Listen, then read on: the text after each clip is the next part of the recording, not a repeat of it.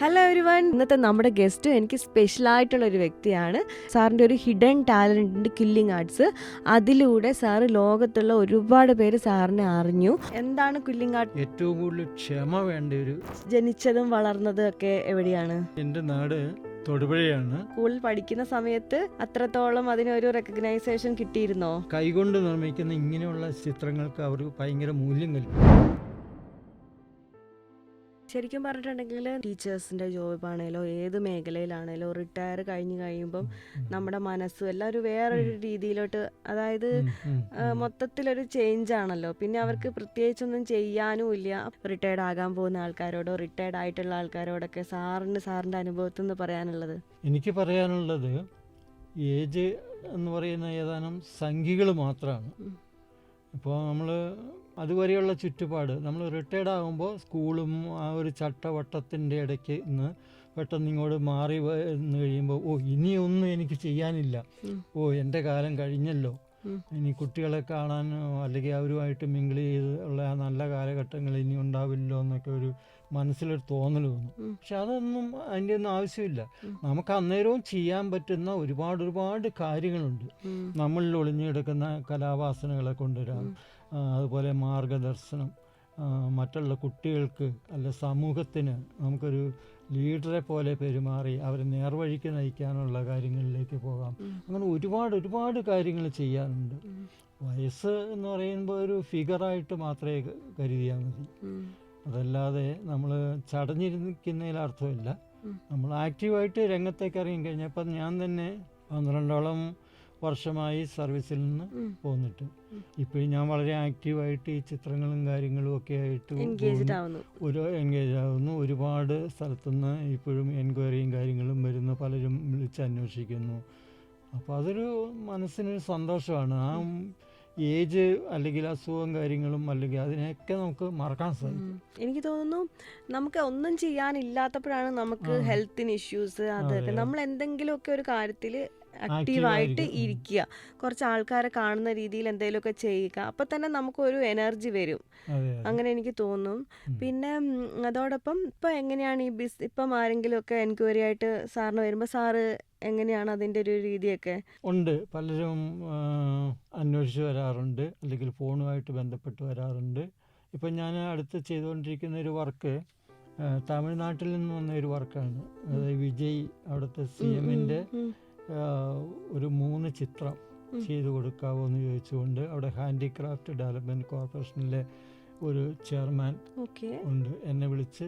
അപ്പം പുള്ളിയായിട്ട് ഞാൻ പരിചയപ്പെട്ടത് എങ്ങനെയാണെന്ന് വെച്ചാൽ, മൈസൂർ എൻ്റെ ഒരു എക്സിബിഷൻ ഉണ്ട്, അവിടെ ഈ പുള്ളി വന്നിരുന്നു, ഈ സാറ് വന്നിരുന്നു. അപ്പോൾ ആ സാറ് ഇത് കണ്ട് വളരെയധികം ഇഷ്ടപ്പെട്ടു.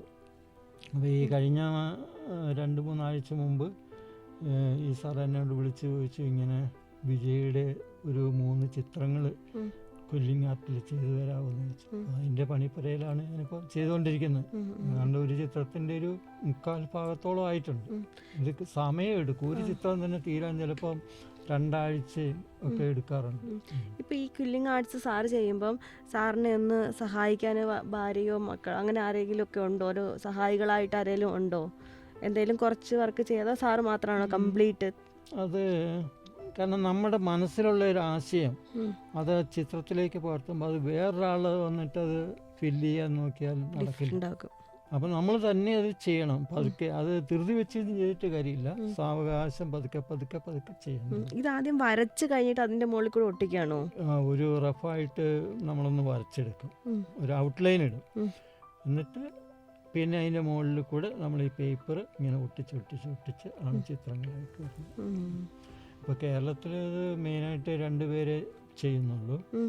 ഒന്ന് കോവളത്തൊരു പെൺകുട്ടി ചെയ്യുന്നു, പിന്നെ ഒന്ന് വയനാട്ടിൽ ഞാനും. പിന്നെ ഇതിൻ്റെ പ്രാരംഭമായിട്ട് ഇപ്പോൾ കുറേ ആൾക്കാർക്ക് ഈ രംഗത്തേക്ക് വന്നു തുടങ്ങിയിട്ടുണ്ട്. അവർ അത്ര സീരിയസ് ആയിട്ട് വരുന്നതേ ഉള്ളൂ, കാരണം ഒരു 5-6 വർഷം കൊണ്ട് ഇത് പഠിച്ചെടുക്കാൻ പറ്റുള്ളൂ. പെട്ടെന്ന് ഒരു ദിവസം കൊണ്ട് ഇത് പഠിച്ചെടുക്കണം. ഒരു 6 വർഷം എങ്കിലും മെനക്കെട്ട് കഴിഞ്ഞാൽ ഇതിൻ്റെ ഒരു നമുക്ക് അല്ലെങ്കിൽ ശരിക്കും ഒരു ചിത്രത്തിൻ്റെ ആ ലെവലിലേക്ക് എത്താൻ പറ്റും. സാറിന് അങ്ങനെ എന്തെങ്കിലും പേജോ എന്തെങ്കിലും ഉണ്ടോ, അതോ എങ്ങനെയാ അപ്പോൾ സാറിനെ അപ്രോച്ച് ചെയ്യുന്ന ആൾക്കാർ? എൻ്റെ വീഡിയോ കണ്ടിട്ട് ആർക്കെങ്കിലും ഇത് സാറിന് ഇനി ഒന്ന് കോൺടാക്ട് ചെയ്ത് വേണമെന്നുണ്ടെങ്കിൽ എങ്ങനെയാണ് അപ്രോച്ച് ചെയ്യുന്നത്? അത് ഫോൺ നമ്പർ ഉണ്ടാവും. നമ്പറാണ്. ഫോൺ നമ്പർ വഴി പിന്നെ മെസ്സേജുകളൊക്കെ അയച്ച് അങ്ങനെയാണ് കോണ്ടാക്ട് ചെയ്യുന്നത്. ശരിക്കും സാറിനൊരു പേജ് സ്റ്റാർട്ട് ചെയ്തിട്ട് അത് അതിന് മാത്രം ഒന്നും ഇല്ല.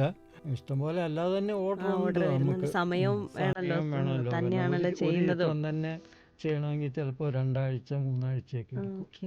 ഇതിന്റെ അപ്പൊ ഒരു പ്രൈസ് ഒക്കെ എങ്ങനെയാണ്? അതായത് ഒരു ഫിലിം ആക്ടറിന്റെ ഒരൊറ്റ ചിത്രം മാത്രം ഒരു മിനിമം സൈസ് ഒക്കെ ആണെങ്കിൽ ഇത് മോർ കോസ്റ്റ്ലി ആണോ അതോ എങ്ങനെയാണത്? അത്ര വലിയ കോസ്റ്റ്ലി ഒന്നും വരില്ല. ഒരു ബിലോ 5000 അങ്ങനെ ആ റേഞ്ചിലൊക്കെ വരും. പിന്നെ ചിത്രത്തിന്റെ വലിപ്പവും അതിന്റെ വർക്കും അനുസരിച്ചാണ് അതിന്റെ വില വരുന്നത്. എനിക്കിപ്പോഴും ഓർമ്മയുണ്ട് സാറിന് പണ്ടത്തെ ആ ഒരു ബ്ലൂ കളർ കാറ്. അപ്പൊ നമ്മള് ബ്ലൂ കളർ മാരുതി അല്ലേ? അതെ. അപ്പൊ നമ്മള് സ്കൂളിൽ വരുമ്പോ നമ്മൾ അന്ന് ചിന്തിക്കുന്നത് ഏതെങ്കിലും ടീച്ചേഴ്സ് ലീവ് ഉണ്ടെങ്കിൽ അന്ന് അപ്പൊ ഓരോന്ന് കുറെ നല്ല നല്ല മെമ്മറീസ് ഉണ്ടായിരുന്നു എനിക്ക്. നമുക്ക് സാറ് ചെയ്ത് വെച്ച കുറച്ച് ആർട്ടിന്റെ കളക്ഷൻസ് ഒന്ന് കണ്ടാലോ? തീർച്ചയായിട്ടും.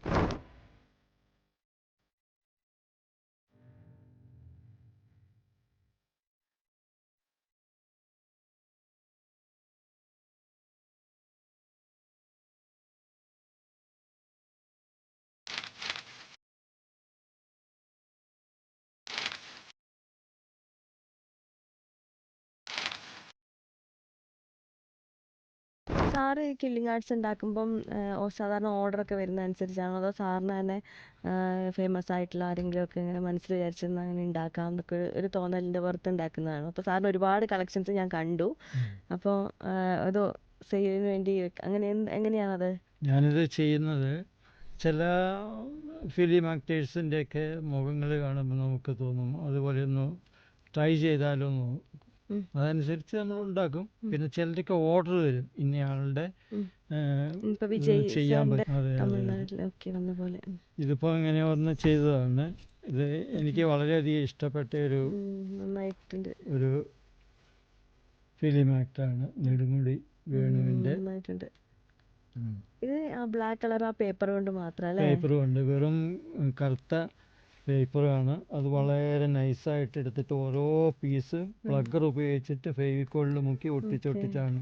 അപ്പോൾ ഇത്രയും ഉണ്ടാക്കണമെങ്കിൽ ഒരുപാട് സമയങ്ങൾ വേണം. ചെറിയ ചെറിയ കഷ്ണങ്ങളാക്കി ആദ്യം മുറിച്ചെടുക്കണം.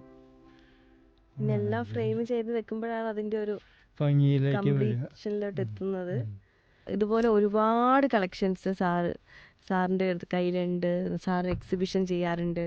ഇത് മറ്റൊരു ഫിലിം സ്റ്റാറാണ്, കമലഹാസന്റെ ചിത്രം. ഇതൊരാൾ പറഞ്ഞിട്ട് ചെയ്തതാണ്. അയാൾക്ക് വേണ്ടിയിട്ട് ചെയ്തതാണ്. ഇപ്പോൾ അടുത്തിടെ ചെയ്ത് കഴിഞ്ഞതേ ഉള്ളൂ. ഇപ്പോൾ ഒരു ഏകദേശം പറഞ്ഞാൽ ഇതിപ്പോൾ ഈ ഒരു വർക്ക് ചെയ്യാൻ എത്ര ദിവസം എടുത്തു? ഇതൊരു 3 ദിവസം കൊണ്ടൊക്കെ തീരും. ഇതൊക്കെ 3 ദിവസം നമ്മൾ ഒരു ദിവസം എത്ര സമയമൊക്കെ ഇരിക്കും? അങ്ങനെ ഇരിക്കുകയല്ലോ. ഒരു ദിവസം 2 മണി. ഒരു ദിവസം 2 അല്ല, അതിൽ കൂടുതലിരിക്കും. ഒരു 3 മണിക്കൂർ 4 മണിക്കൂർ വീതമൊക്കെ ഇരിക്കും. ഇതൊരു ഹാൻഡ്ബോളിൻ്റെ ഒരു ചിത്രമാണ്. അത് കളർ കോമ്പിനേഷനിലാണ് ഇത് അതിൻ്റെ ഭംഗി കൂടുതലായിട്ട് വരുന്നത്. ഞാൻ ഒരു ഡൗട്ട് ചോദിക്കട്ടെ. സാധാരണ ചില പെയിന്റുകളിൽ നമുക്ക് പെട്ടെന്ന് നോക്കുന്ന ചിലർക്കൊന്നും എനിക്കൊന്നും ചിലപ്പോൾ അത് കറക്റ്റ് മനസ്സിലാവില്ല. അതിനൊരു പേരും ഉണ്ട്, ഞാനത് മറന്നുപോയി ആ പേര്. എന്തെങ്കിലുമൊക്കെ ഒരു ആരെയൊക്കെ ഉണ്ടാവുള്ളൂ. അങ്ങനത്തെ ഒരു ആർട്ടിസ്റ്റിന് ശരിക്കും അതെന്താണ് ഉദ്ദേശിച്ചെന്ന് ശരിക്കും മനസ്സിലാകുമോ? ചിലപ്പോൾ ഒരു ഇല കൊഴിഞ്ഞിട്ട് വെള്ളത്തിലേക്ക് വീഴുമ്പോൾ ആ തൊള്ളികൾ ഇങ്ങനെ തെറിച്ച് വരുന്ന അതായിരിക്കും വരയ്ക്കുന്നത്. അത് പെട്ടെന്ന് നമുക്ക് മറ്റുള്ളവർക്ക് ഒറ്റ നോട്ടത്തിൽ അത് എന്താണെന്നുള്ളത് മനസ്സിലാവില്ല. ഇതാണ് അടുത്ത് വളരെ മനോഹരമായി ചിത്രം. ഇതാണ് മറ്റൊന്ന് പറഞ്ഞ രീതിയിലേക്കുള്ള. ഇതൊന്ന് പറയോ? ഇത് ഒരു ഇംഗ്ലീഷ്മാൻ ഒരു കൊട പിടിച്ചങ്ങനെ പോകുന്നതായിട്ടാണ്. വളരെ സിമ്പിൾ ആയിട്ടൊരു വർക്കാണ്. എന്താന്ന് തോന്നുന്നുണ്ടോ? അതെ. ഇതുവരെ ഒരു ലേഡിയാണ്. വളരെ മനോഹരമായിട്ടുള്ള ഒരുപാട് ആർട്ടുകൾ സാറിൻ്റെ കയ്യിലുണ്ട്. ശരിക്കും ഭയങ്കര ഡെഡിക്കേറ്റീവായിട്ട് വർക്ക് ചെയ്ത അമേസിങ് ആയിട്ടുള്ള വർക്കുകളാണ്. സാറിൻ്റെ വർക്കുകൾ ആർക്കെങ്കിലും ആവശ്യമുണ്ടെങ്കിൽ താഴെ നമ്പർ സ്ക്രോൾ ചെയ്ത് ഞാൻ കാണിക്കുക, അല്ലെങ്കിൽ ഡിസ്ക്രിപ്ഷനിലും ഉണ്ടാകും. ആ നമ്പറിൽ കോൺടാക്ട് ചെയ്താൽ മതി.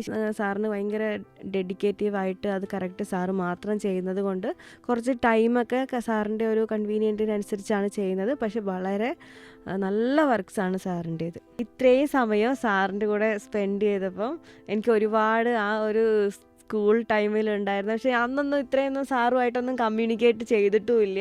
അന്ന് നമുക്ക് കുറച്ചൊരു മെയിനായിട്ടുള്ള സാർമാരായതുകൊണ്ട് കുറച്ച് പേടിയും കാര്യങ്ങളുമായിട്ടൊന്നും അങ്ങനെ സംസാരിച്ചിട്ടൊന്നുമില്ല. ഇങ്ങനെ കാണാം. ഇപ്പം ചിന്തിക്കുമ്പോൾ ഇങ്ങനെ നന്നായി പഠിപ്പിച്ചത് മാത്സ് എൻ്റെ ഫേവറേറ്റ് സബ്ജക്റ്റും കൂടിയാണ്. എന്താണേലും ഒരുപാട് താങ്ക്സ് സാർ ഇത്രയും ദൂരം ഇവിടെ വന്നു നമുക്കൊരു ഇൻ്റർവ്യൂ തന്നതിനൊക്കെ എനിക്ക് ഭയങ്കര ഒരു താങ്ക്സ് ഉണ്ട്. സാറിൻ്റെ സപ്പോർട്ട് ഉണ്ടാവണം. Thank you so much sir. നമസ്കാരം.